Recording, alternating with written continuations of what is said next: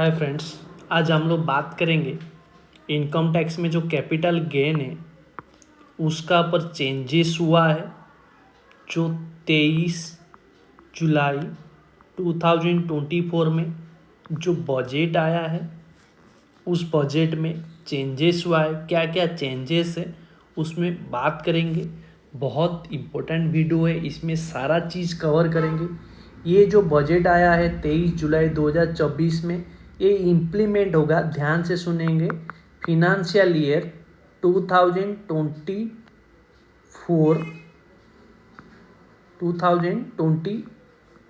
To 25 यानी assessment year 25-26 के लिए इम्प्लीमेंट।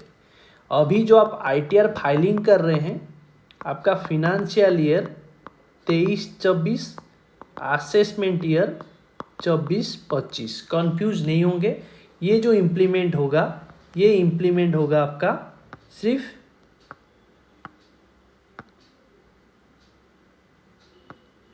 फिनंशियल ईयर 24-25 के लिए जो 23 जुलाई 2024 में हुआ है।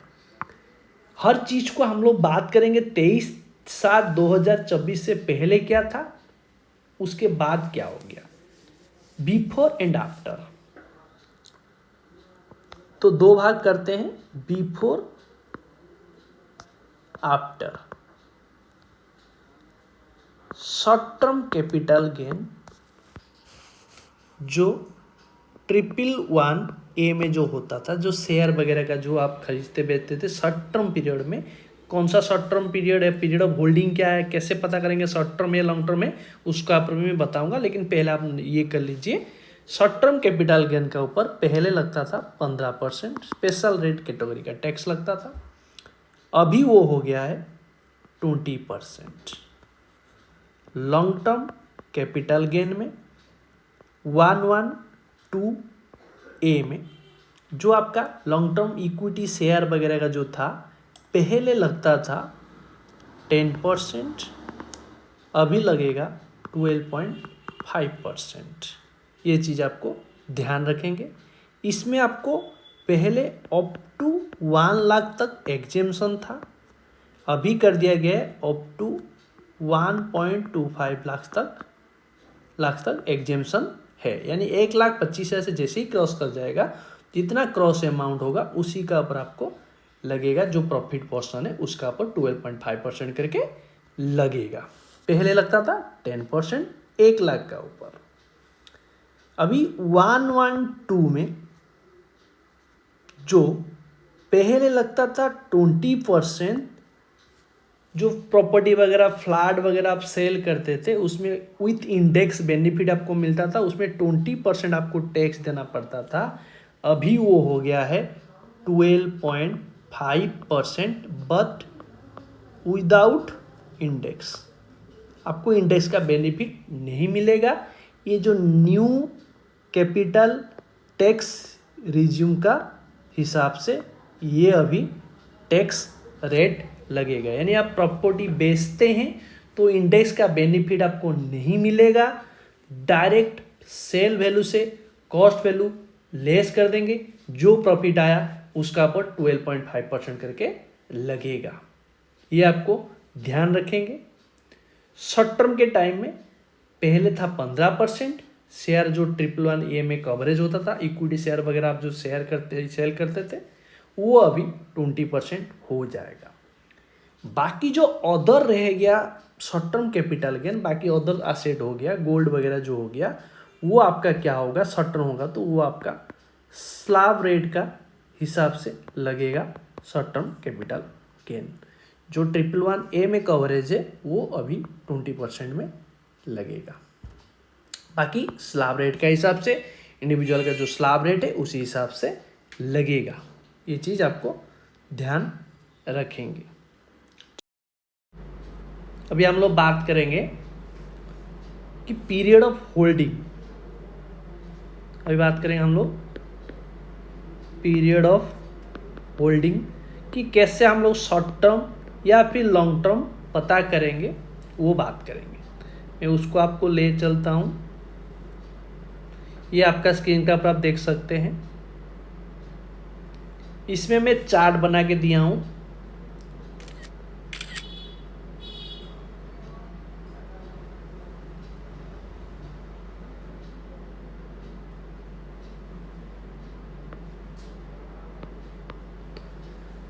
ध्यान रखिए, STT short term capital gain and long term capital gain का पीरियड ऑफ होल्डिंग कैसे पता करेंगे।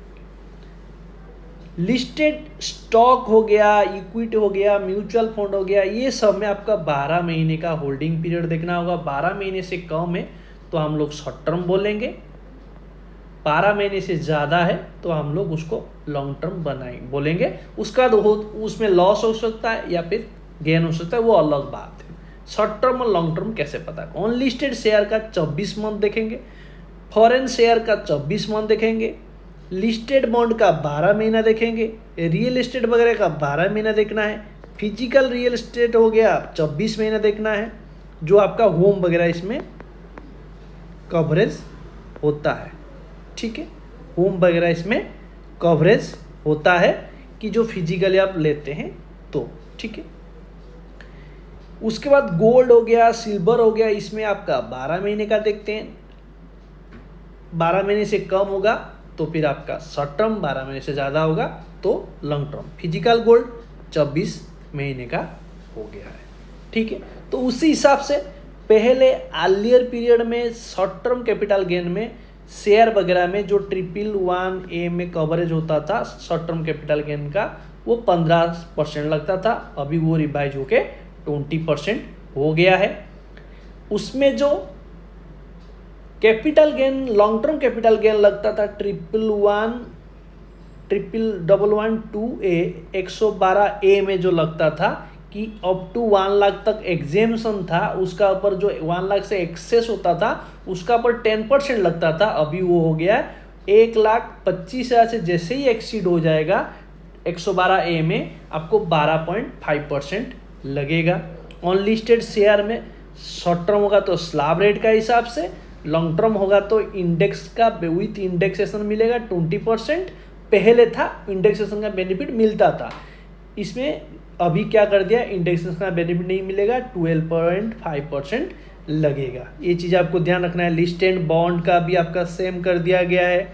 गोल्ड वगैरह आप करते हैं तो शॉर्ट टर्म हुआ तो आपको स्लैब रेट का फॉलो करना होगा। पहले लॉन्ग टर्म में स्लैब रेट चलता था, अभी आपको 12.5% कर दिया गया है। सेम होम वगैरह का जो है आपको 24 महीने का देखना है। 24 महीने से ज़्यादा हो गया पीरियड ऑफ होल्डिंग, यानी जिस दिन से परचेज किए उस दिन से लेके सेल पीरियड जो 24 महीने से ज़्यादा हो गया तो आपको बस लॉन्ग टर्म हो गया। तो लॉन्ग टर्म में वो जो प्रॉफिट जनरेट हुआ है उसमें आपको 12.5% लगेगा, इसमें विदाउट इंडेक्स।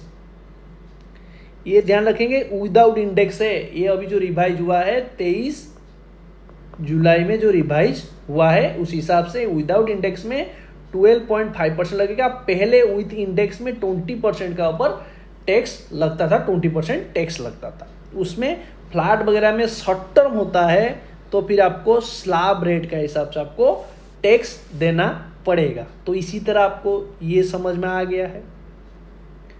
अभी ये समझ में आ गया। अभी मैं आपको STT के बारे में बता देता हूँ। STT क्या होता था, STT में बात करते थे, STT बात करते हैं, STT के बारे में बात करते हैं। यहाँ पे आप ध्यान रखिए, निफ्टी फ्यूचर 1 लॉट लेते थे तो आपको पहले STT का रेट क्या लगता था, 0.0125%। अभी क्या हो गया है, 0.02%। पहले 78 रुपीज़ लगता था, अभी 125 रुपीज़ लगेगा। ऐसे ही निफ्टी ऑप्शन में लगता है, पहले लगता था 0.0625%, यानी 16 रुपया लगता था, अभी आपका हो गया जाएगा वो 0.1%, यानी 25 रुपया हो गया। यानी ये अमाउंट बढ़ गया है, STT में भी बढ़ गया। तो आपको एग्जाम्पल के साथ समझ में आ गया, यानी ये रेट बढ़ गया है निफ्टी फ्यूचर और निफ्टी ऑप्शन में जो STT लगता था। तो आपको STT के बारे में समझ में आ गया, पीरियड ऑफ होल्डिंग के बारे में भी समझ में आ गया। यानी पीरियड ऑफ होल्डिंग देखेंगे कि 24 महीने का किसी का केस में, किसी का केस में 24 महीना है, किसी का में 12 महीना है।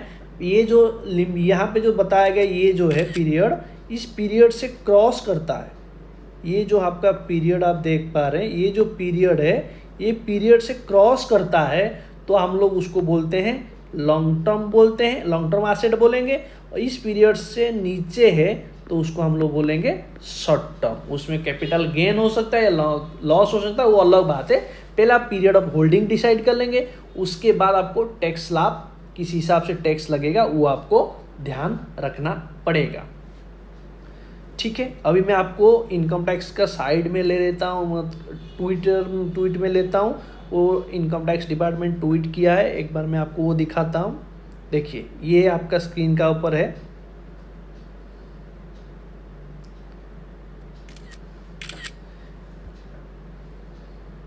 आपका स्क्रीन का ऊपर आप देख सकते हैं।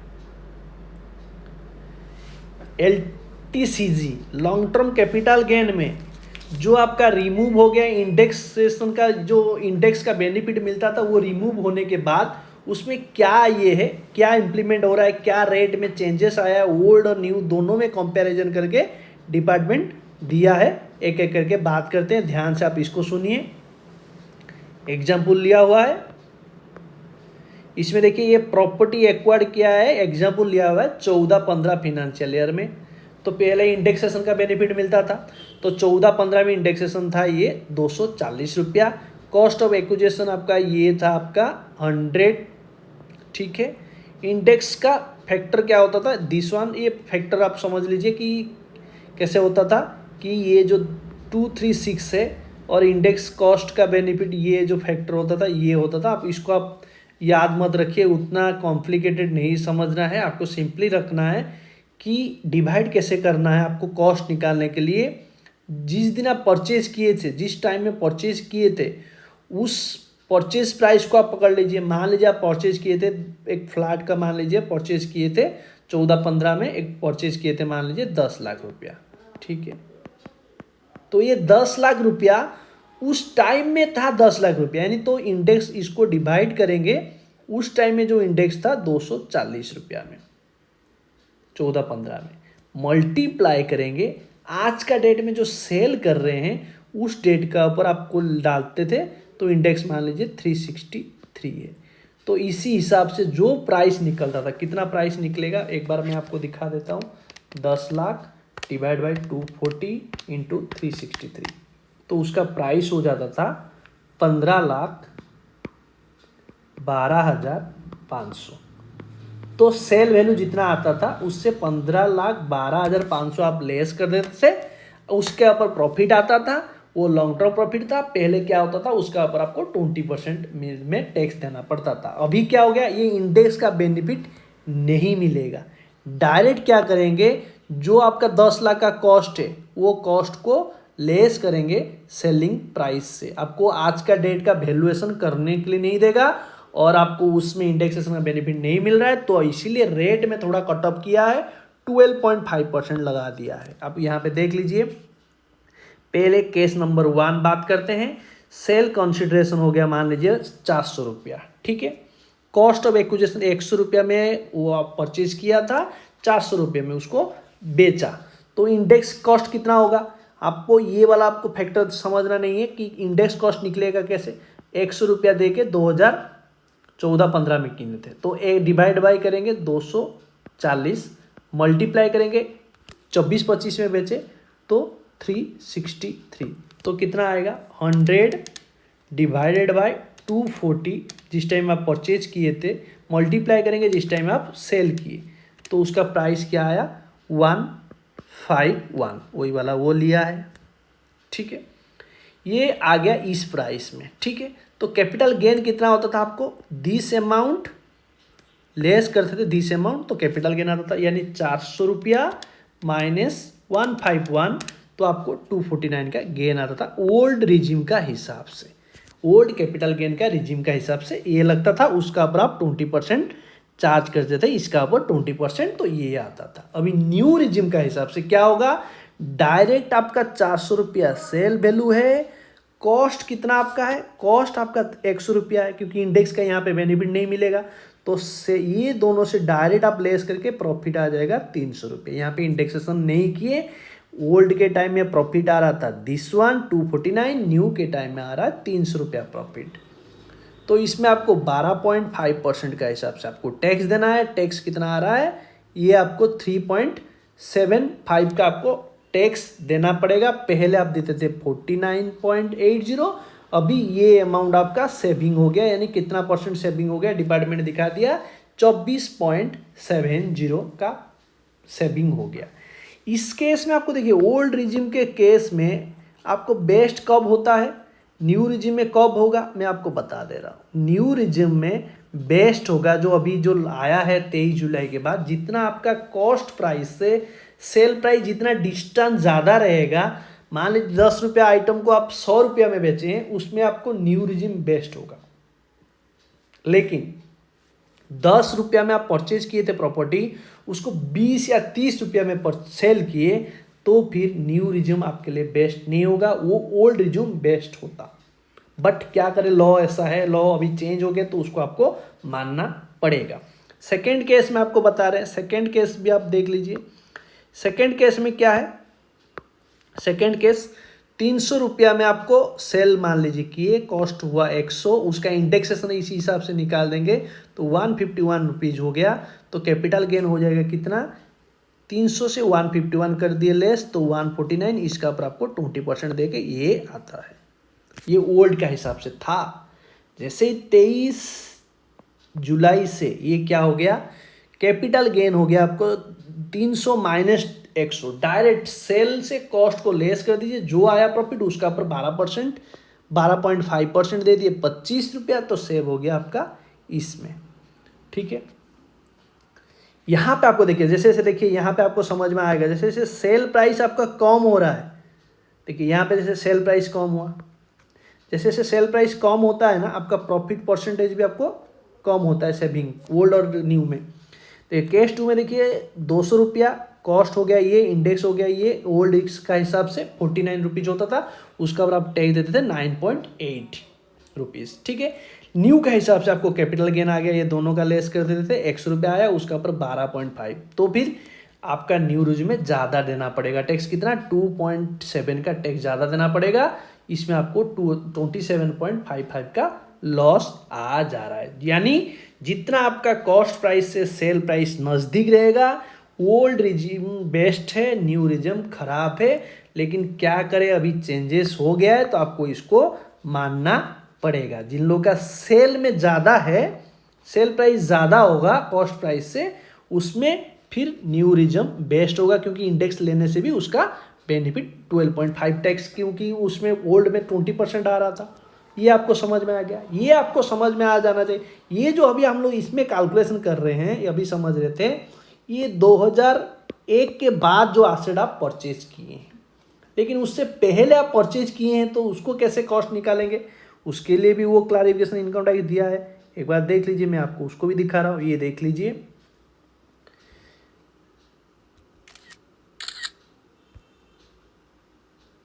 देख लीजिए, ये आपका स्क्रीन का पर है। ये आपका जो है 1/4/2001 प्रॉपर्टी परचेज किए पहले, प्रायर, यहाँ पे देखिए पहले आप 2001 से पहले आप परचेज किए, उसका कॉस्ट कैसे निकालेंगे वो अभी हम लोग बात करेंगे। कैसे कॉस्ट निकलेगा, कॉस्ट निकलेगा जो आपका इसका जो है, कैसे निकालेंगे कॉस्ट, परचेज जिस प्राइस में आप किए थे 1/4/2001 से पहले, जिस प्राइस में आप परचेज किए थे, जैसे यहाँ पे एग्जांपल दिया है कि 190 में परचेज किया है, तो कितना परचेज किया है, 5 लाख में परचेज किया था, लेकिन स्टाम्प ड्यूटी वैल्यू 1/4/2001 में 10 लाख था, फेयर मार्केट वैल्यू उस प्रॉपर्टी का 1/4/2001 में 12 लाख था। तो यहाँ पे आपको कंपैरिजन करना होगा, जो प्रॉपर्टी 1/4/2001 से पहले है, ध्यान से सुनिए, ये चीज़ बहुत इंपॉर्टेंट टॉपिक अभी चीज़ बता रहा हूँ, ये चीज़ ध्यान रखेंगे। 1/4/2001 से पहले प्रॉपर्टी है, उसका कॉस्ट निकालने के लिए ये तीनों चीज़ से आपको क्या करना है, पहले स्टाम्प ड्यूटी वैल्यू, आपका फेयर मार्केट वैल्यू और कॉस्ट, ये तीनों चीज़ आपके पास है, तो उसको कैसे करना है, पहले आपको कंपैरिजन करना है। मैं जो रेड पेन में ये कर रहा हूँ उसको आप ध्यान रखिए कि कॉस्ट प्राइस और आपका fair market value whichever is higher, क्या है, हुईच एवर इज हायर, क्या हायर आया, 12 लाख, ठीक है। और स्टाम्प ड्यूटी वैल्यू अवेलेबल है 1/4/2001 का, तो फिर उस प्राइस को मैं उसको अभी कलर एक्सचेंज करता हूँ, ये करता हूँ, ये जो प्राइस है ये क्या, कौन सा, कितना प्राइस है, ये 10 लाख का है, ठीक है। ये वाला प्राइस 10 लाख है। यानी अभी ये दोनों से जो हायर आया, ये और ये से हायर आया, उसके साथ आपको स्टाम्प ड्यूटी वैल्यू कंपेयर करेंगे, यानी 10 लाख स्टाम्प ड्यूटी वैल्यू। तो ये दोनों में जो लोअर आएगा वही आपका कॉस्ट माना जाएगा, यानी कॉस्ट हो गया 10 लाख। हमेशा ध्यान रखेंगे आपका जो कॉस्ट निकलेगा स्टाम्प ड्यूटी वैल्यू से ज़्यादा नहीं होगा। स्टाम्प ड्यूटी वैल्यू मैक्सिमम उतना ही हो सकता है, उससे ज़्यादा नहीं होगा, ठीक है। यहाँ पे देख लीजिए, सेल मान लीजिए उस प्रॉपर्टी का सेल किए हैं आफ्टर, मान लीजिए 23 जुलाई 2024 जो बजट आया है, तो 1 करोड़ रुपया में आप सेल किए हैं, तो आपको कॉस्ट ऑफ एक्विजिशन 1/4/2001 में lower of the stamp duty value से आपको लोअर लेना होगा, क्योंकि आपका ये दोनों से आपका हायर आ रहा था 12 लाख, उस ये दोनों से लोअर आपको लेना होगा, तो इसीलिए ये 10 लाख लोअर है, स्टाम्प ड्यूटी वैल्यू लोअर है, तो आपको यहाँ पे 10 लाख लेना पड़ा कॉस्ट ऑफ एक्विजिशन। तो फिर आपको इंडेक्स का बेनिफिट 23 जुलाई 2024 से पहले इंडेक्स का बेनिफिट मिलता था। तो इंडेक्स का बेनिफिट का हिसाब से आपको कैसे निकाल देते हैं इंडेक्स का, मैं आपको बताया था अभी, 10 लाख आपका कॉस्ट आया, डिवाइड करेंगे 2000, यहाँ पे 2001 में कितना था उसका जो इंडेक्स हम लोग का 100 से शुरू हुआ है, तो डिवाइड करेंगे 100, मल्टीप्लाइंग करेंगे जिस साल में आपका सेल हुआ, सेल फिनेंशियल ईयर 24-25, उसका इंडेक्स है 363, तो प्राइस आएगा आपको, कॉस्ट आ जाएगा अभी 36.3 लाख, 36.3 लाख ओल्ड रिजिम का हिसाब से।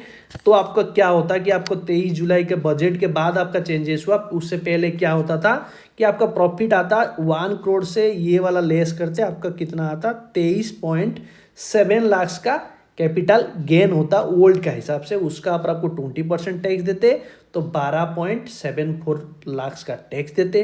अभी न्यू का हिसाब से क्या होगा गेन, डायरेक्ट 1 करोड़ से, डायरेक्ट आपको 1 करोड़ से आपको लेस कर देना होगा 10 लाख, जो आपको ये तीनों से कंपैरिजन करके निकाले 10 लाख, वो 10 लाख आपको लेस करने के बाद आपको आ जाएगा न्यू का हिसाब से long term capital gain 90 lakh, उसका ऊपर आपको 12.5% लगाएंगे तो 11.25 लाख का आपको टैक्स देना पड़ रहा है।